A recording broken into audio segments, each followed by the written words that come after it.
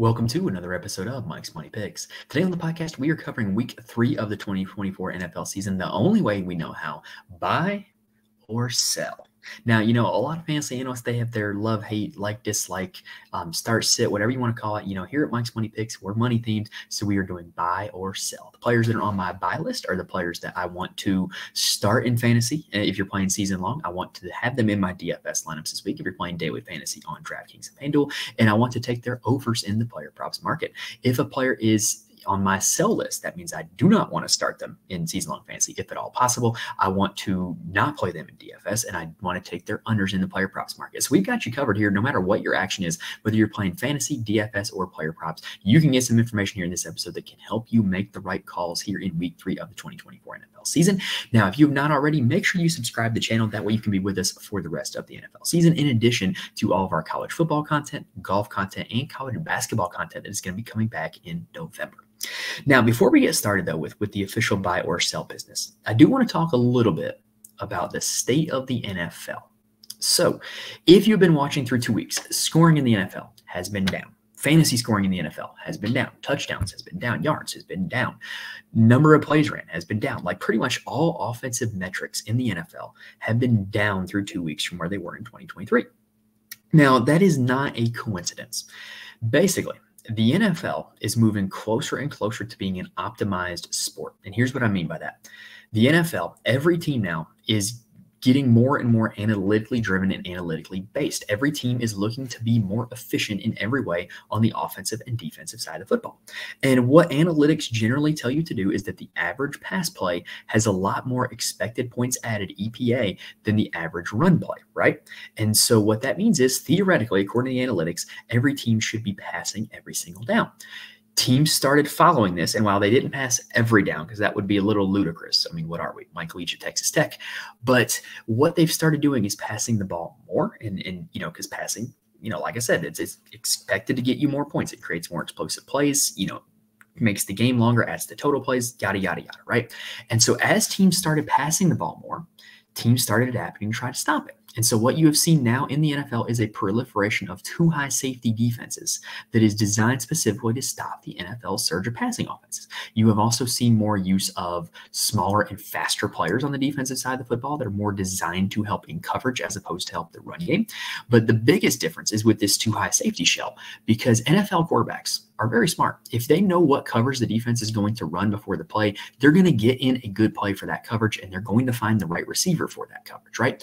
In one high safety looks, it's either going to be cover 1 or cover 3. You know that. And so if you can narrow it down to 2 coverages, and you can look and try to pick up tendencies on whether or not you're going to be getting one of those 2 coverages, you can get in the right play and you can find a play successfully. So 2 high safety looks do not give away the coverage, because it can be cover 2, cover 4. They can roll late to cover 3. They could be in match coverage. They could be in split field coverages. There's a lot of different combinations. So quarterbacks are not diagnosing the coverages because they're in 2 high safety looks. And so they're generally being less efficient because they don't know what coverage the defense is giving them. In addition to the fact that 2 high safeties is generally less prone to giving up big plays because there's 2 guys in the deep part of the field as opposed to 1. So what has happened in the NFL this season is the reaction to the reaction, where now that teams are going more 2 high coverages, offenses are starting to run the football more. They're starting to get in more heavy personnel sets to take away of these lighter defensive fronts that they're going up against, and they're starting to look to run the ball when the defense is set up to pass the ball, which I coached high school football for 7 years. I'm taking a year off this year to spend more time with my 1-year-old daughter. But it aligns with a lot of what I thought about high school football and in general, and football in general, when it comes to play calling is, it's very easy for people to think that, you want to zig while others are zagging. You want to be different, but it's a whole nother layer of leverage to make everyone think that you're zagging and then end up zigging. It just gives you more leverage, right? Because you're doing something totally contradictory to what they expect you to do. I was a big fan when I was calling plays in high school of spreading the defense out with 4 wide receivers, getting all those numbers out of the box, and then running it. Because when you line up in those spread formations, they're expecting pass, they have to respect it. And now you have a numbers advantage in the box. It's the same concept in the NFL. Now that they're in 2 high safeties, they're backed up. It's a lot easier to run the football. And that is turning into a game where scoring is going to be down because there's more running. There's going to be less passing. There's going to be less success with these quarterbacks. And the next turn now is for the defense to adapt and see if they can figure out how to stop the run while also still respecting the pass in the same way that they have. So if if you've been watching the NFL for the first 2 weeks and you notice that trend, just want to kind of explain it a little bit from my perspective, from somebody who does have a history of, having a coaching background and who does follow fantasy quite a bit and watches a lot of NFL. Just want to kind of give my perspective on that before we dive into the buy or sell list. Anyway, now that we've gotten that out of the way, let's go ahead and talk buy or sell. Let's kick things off with the quarterback position. All right, so at the quarterback position this week, my first player on the buy list is going to be Kyler Murray. I've got to say, if you drafted your team for season-long fantasy at the start of the year and, you had one of the top 10 picks, if you drafted Kyler Murray, you got to be feeling pretty good right now. Honestly, I think he's looking like one of the better picks, and he's got a great matchup here this week. He's going up against Detroit, who was one of the worst secondaries in the league last year. They look to again be one of the worst secondaries in the league this year. They just gave up a big game to Baker Mayfield in week 2. Another thing is I think that Detroit is going to drive Arizona to have a lot of passing volume because Detroit is so good on the front. They're going to be one of the teams that looks to stop and shut down the run and forces Arizona to pass. So I do think this is a pretty good spot for Kyler Murray, and he's coming off one of the best games in recent memory that he's had. He put up 28 fantasy points essentially in 1/2 against the Rams. I love the upside of Kyler Murray against Detroit, and honestly, I really love this game environment in terms of total points scored. I think the Lions offense is going to have a lot of success against Arizona's defense as well. I think this is a game environment that if you're playing daily fantasy on DraftKings and FanDuel, this is a very stackable game. You can play pieces on both sides. And really, both the quarterbacks in this game have been, kind of much maligned in their NFL career, Kyler Murray and Jared Goff, but both of them kind of fit their narrative this week, right? Kyler Murray, it's before Call of Duty comes out. And, we kind of look every year, there's an ongoing joke that Kyler Murray's production drops after Call of Duty comes out. And then for Jared Goff, it's in a dome. And there's all this, talk about how Jared Goff can't play outside. So both these quarterbacks are in their optimal environment. I think this game's going to feature a ton of points, and I think a lot of them are going to be scored by Kyler Murray. Now, the second quarterback on my buy list is also going to be a quarterback that is on my if you're desperate list. Every week we do an if you're desperate list where if you need to add somebody off of waivers or if you need to, kind of start somebody in a pinch, who you can look at, or if you're looking to play somebody cheap in DFS, who can you look at? The if you're desperate player, who's also the second player on my buy list this week, is Sam Darnold of the Minnesota Vikings.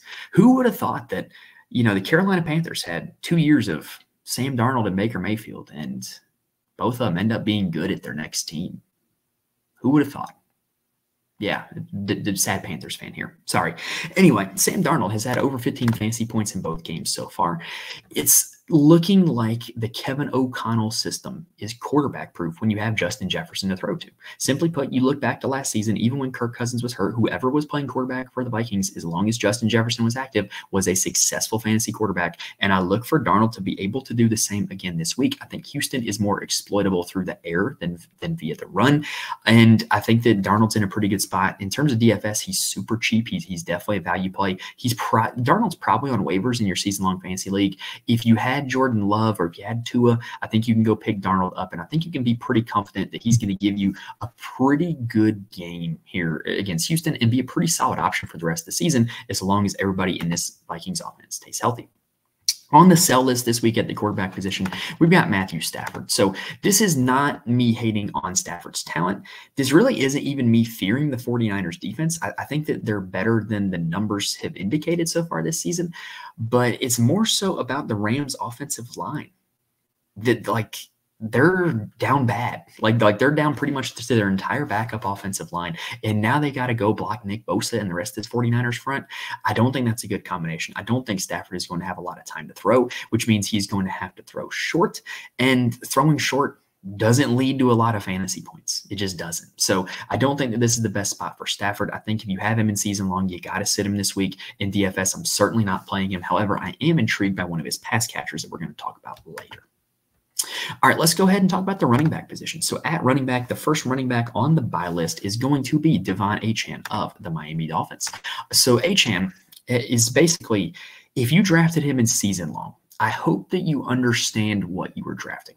Devon Achane is one of the players in fantasy football with the highest ceilings out of any player at any position, because at any time he can break off a really long run, a really long catch for a touchdown. He is not a workhorse running back, though. He's not going to see a ton of carries. He's not going to see a ton of targets. But on the off chance that he breaks off some of those long runs, you have to play him in your lineup. You just have to. So in season long, if you drafted Achane, you're starting him. That's it, because there's going to be some peaks and valleys with Achane, but you need to have him in your lineup when he hits the peaks. Well, everything is trending towards Achane having a peak this week, mostly because of how good his usage has been through 2 weeks.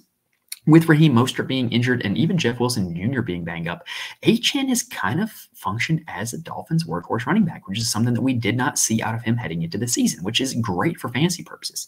In fact, when you look at the metric expected fantasy points per game, which kind of normalizes players' usages and looks at where they are in the field and how many touches they're getting and where, he is the league leader in running backs at expected fantasy points per game. In other words, he should be the RB1 on the season by that stat.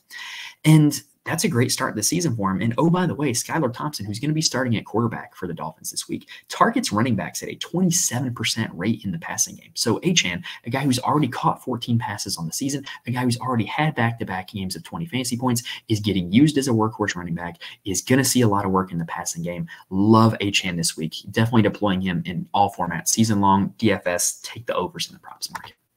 Now, I do got to mention, just because he's in the Thursday night game, this tends to get forgotten about. I love Ramondre Stevenson this week. You can run on the Jets. And as long as Jacoby Brissett is a quarterback, they're going to be content to just grind it out with Ramondre Stevenson running the football. Jacoby Brissett is going to be content to check it down to his tight ends and to his running backs. And so I think Ramondre is a great play this week. Off this Thursday night game, remember to put him in your lineup if you benched him last week. I think that he's in a great spot, and I think he's a great play if you're playing Showdown DFS Thursday night.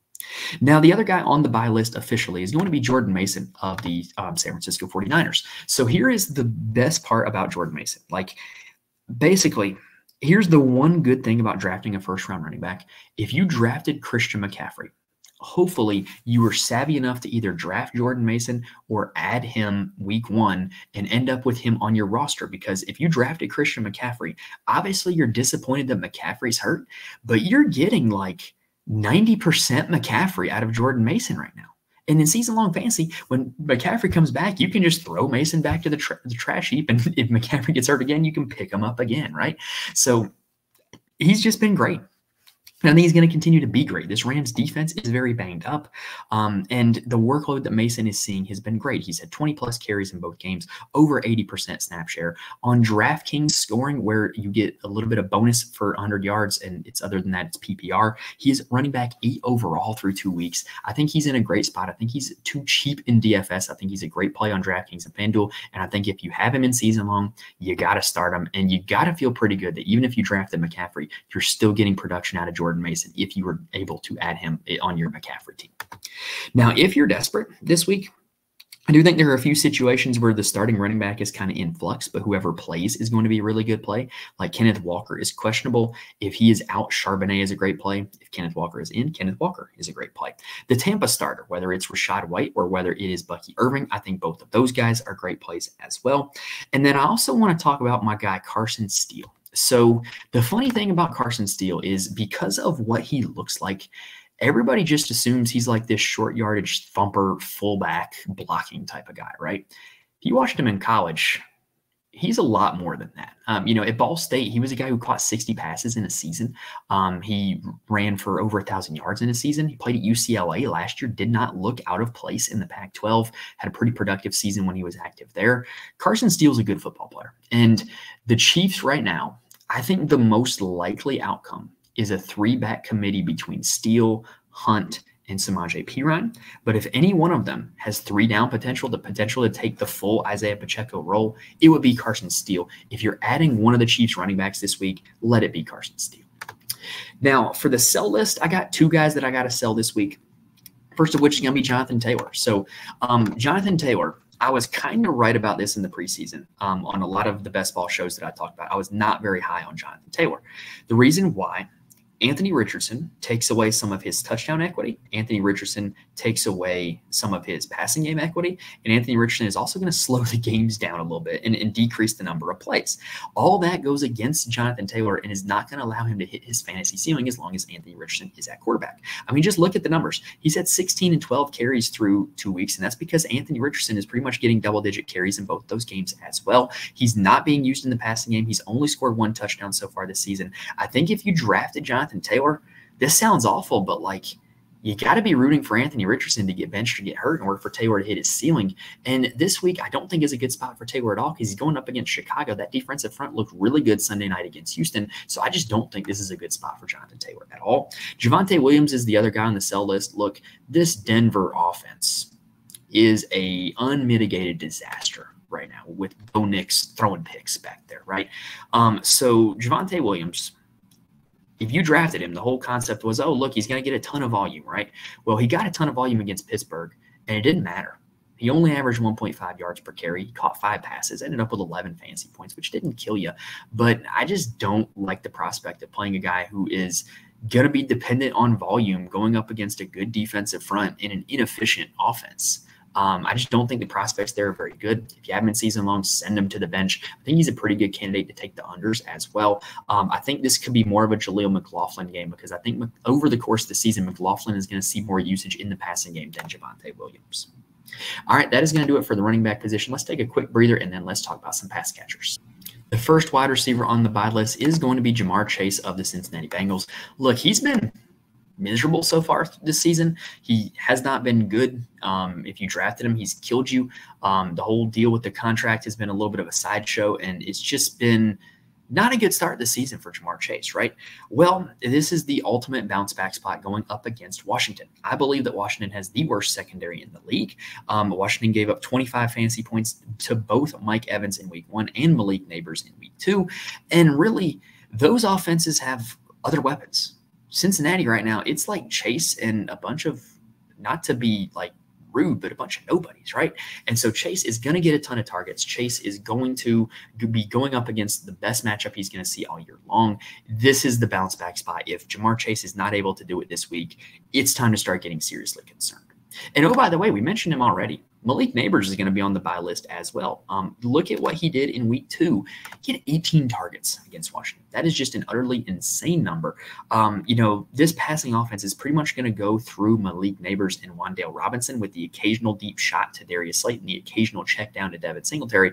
But it appeared in week 2 that Daniel Jones was just locked in on Malik Neighbors and throwing it to him pretty much every time he dropped back. If that's going to be the case, you got to consider Malik Neighbors every single week. And I know Cleveland is not necessarily the best matchup on paper, but if he's going to be getting 18 targets, you got to be playing him, and you got to be playing him in all formats. Next up on the buy list, I do want to mention Devontae Adams. This is like a half buy because, look, you got the Panthers this week. I'm a Panthers fan. I can say this. We're bad. We're awful. We're trash. We're garbage. Whatever other synonyms for not good at football you have, we're that. And pretty much teams are going to be able to move the ball however they want to against Carolina. So here's how bad Carolina is. We went on the 5-minute tangent at the start of the show about how teams are moving to 2 high safeties because that's the optimal form of defense according to analytics, right? Carolina Panthers are running 1 high safety at one of the highest rates in the league. They're not good, and they're not playing smart football. And you look back the last 2 seasons, Devontae Adams kills 1 high safety looks, whether it's cover 1 or cover 3. He's elite at both of them. And really, the Panthers are so bad, I think teams are going to be able to move the ball however they want to against Carolina. And so clearly in the last 2 years, the Las Vegas Raiders have wanted to move it via Devontae Adams when they see 1 high safeties. So I think Adams is in a great spot this week, and he's got to be one of the top receivers in the league with this matchup. Now, the other receiver that's officially going to go on the buy list, like I said, that one was a half buy, is going to be Chris Olave of the New Orleans Saints.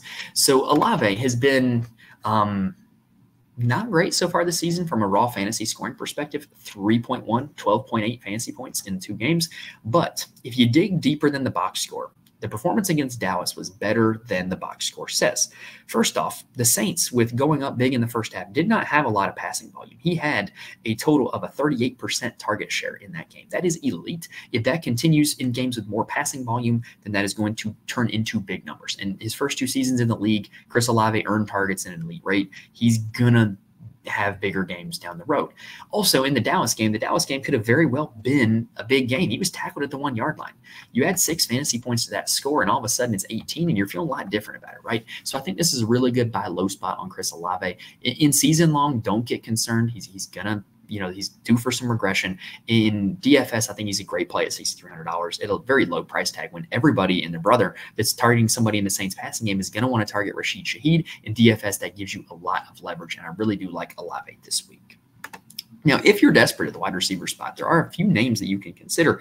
First off, with there being some injuries to the 49ers, Juwan Jennings is going to be the guy that's going to have to step up in lieu of Deebo Samuel. I think he is worth a look for that reason. I cannot find where this guy is priced, but I want to talk about Rams receiver Jordan Whittington. So let's talk about how the Rams view receivers historically under Sean McVay. The Los Angeles Rams love receivers who do the little things right. Think back to the days when they had Robert Woods and Cooper Kupp. Those are 2 receivers that took pride in their blocking, took pride in their route running, took pride in their knowledge and preparation of the opposing defense to always be in the right spot at the right time. Even that continued with Puka, because Puka is one of those type of guys as well, that he's going to go out and block. He's going to run the right routes. He's going to be an unselfish teammate. Like, the receivers that Sean McVay likes are just the guys who do all the little things right. As a Texas fan, Jordan Whittington was that guy at the University of Texas. He came in as a 5-star recruit, was instantly behind the depth chart to Xavier Worthy, because Xavier Worthy is just insane talent. And Whittington continued to say and do all the right things. He went out and blocked. He caught the ball on screens, ran very hard. He ran good routes. He was never a focal point of the offense, but he always made plays when he was called upon. That's just the type of guy he is. And in the preseason with the Rams, Cooper Kupp goes down in the middle of a preseason game. Who comes in and gets a ton of targets, has a ton of production? Jordan Whittington. So if Cooper Kupp is now down, Puka Nacua is now down, who are the Rams going to throw to? This is the guy to me that Sean McVay is going to turn to, is going to play in, those kind of roles. And I think this is a really good spot for Jordan Whittington. And he's not a guy that's hyper athletic. He's not a guy that's going to stretch the field. The Rams aren't going to have time to stretch the field this week. The offensive line is going to be a turnstile. So Whittington is a guy who can pile it up for PPR points with these short and intermediate targets. It would not shock me to see him have a final stat line of like 8 for 70 or something like that and 15 fantasy points. And if you play Jordan Whittington and get 15 fantasy points, you're going to be ecstatic. Do not count out Jordan Whittington this week. If you're playing any Rams receiver, that's the guy I'm stamping my claim on. Stamping my claim. Is that the right phrase? Stamping my claim. Putting my claim. Putting the stamp. Whatever you want to say. Jordan Whittington, that's my guy this week. Now, another guy that I'm going to say, if you're desperate, that you can play is Adam Thielen of the Carolina Panthers. So Andy Dalton, the Red Rifle, is going to start for Carolina this week. No comment, personally. But Adam Thielen, the last time Andy Dalton started, and both these guys were Carolina Panthers, Adam Thielen had 15 targets. Expect Thielen to have a pretty steady workload. Expect Deontay Johnson to have a pretty steady workload. I think that they're in a pretty good buy low spot, and if you're desperate, I think you can play either Thielen or Johnson, but my preference is to Thielen, with him previously having that connection with Andy Dalton. Now, at the tight end position, oh, I'm sorry, I forgot to do the sell list. There is only one receiver on the sell list this week. Sadly, it's going to be Tyreek Hill. One of my favorite players in the preseason, have him drafted on a lot of teams, so maybe this is me hoping that I reverse jinx myself, but I don't see it. Skylar Thompson is not a quarterback who can utilize Tyreek Hill in the best of his ability. That was evidence in the second half against Buffalo. That was evidence in the starts he had last season. I just don't think that Tyreek Hill is going to be Tyreek Hill while Skylar Thompson is a quarterback. What Tyreek Hill needs is he either needs a quarterback who is hyper accurate, who can get him the ball while allowing him to maintain speed in short and intermediate routes, which allows him to break tackles and run past defenders once he catches it, or he needs a he needs a quarterback who throws a really good deep ball that can target him deep down the field. Skylar Thompson is none of those things. So he's got to be on the sell list this week. If you drafted him in season long, I think you still got to start him, but I think this is a good week to fade him in DFS and take some unders on the player props market. Now, at the tight end position, I do have two buys. There's going to be no sells at the tight end position this week, by the way. It's hard to sell a position where two of the top 10 guys in the preseason are hurt, and none of them are having a whole lot of production anyway. So the first tight end on the buy list this week is going to be George Kittle. Look, this is not rocket science. George Kittle is if you extrapolated it over the course of a whole season, would be tight end 1 in fantasy football when Deebo Samuel is not active. All the intermediate targets over the middle of the field that Deebo Samuel gets tend to mostly go to George Kittle when Deebo Samuel is inactive. Play George Kittle, start George Kittle, roll him out in DFS. Great matchup against the dilapidated Rams defense. Just George Kittle all week for me this week. Definitely a great play in all formats. The other tight end on the buy list is going to be Brock Bowers. So we mentioned how I do expect the Raiders to have success this week. Well, Bowers is a guy that has gotten even kind of unlucky so far this season. You know, he was tackled at the 1-yard line against Baltimore, was tackled in the red zone against the Chargers as well. Could very easily have 2 touchdowns and be looking at very clear tight end 1 numbers right now already. He's tight end 2 in expected fantasy points per game when you look at what he should have done in the first 2 weeks. So, and he leads all tight ends in receiving yards. So I think this is a great spot for Bowers to break through, have another big-time target game against a bad Carolina defense, get in the end zone for the first time. Love Bowers this week. I think he's a great play at the tight end position as well. All right, that's going to do it for this episode, guys. So hopefully gave you guys plenty of information to make the right start sit decisions, to make the right player or to pick the right players in your DFS lineup, and to get the props right in the player props market. If you do want more from me, I'm more than happy to answer any questions you got if you reach out to me on Twitter. I'm in the Fantasy Corner Discord. Link is in the description on YouTube as well as on the audio feed. If you want to talk, it does have a little bit of a DFS lean, but if you do want to talk NFL DFS with some really good, really smart people, join that Discord. It's 100% free. And then I have an article on my Patreon where I profile my DFS core plays for every NFL DFS slate. Yes, it is primarily DFS, but if that's your thing, check it out on the Patreon. All right, that's going to do it for this episode, y'all. If this episode helped give you any information in order to help know who to start sit, who to play in DFS, what player props to pick, hit the like button on YouTube. Really does help me out a ton. And if you're listening on audio, please rate and review. I cannot stress enough how much that helps me out when you guys do that. All right, that's going to do it for this episode, y'all. Best of luck to you in your matchups this week. Hopefully we gave you guys some good information to go off of. Thank you guys for watching and listening to this point, and I will see you next time.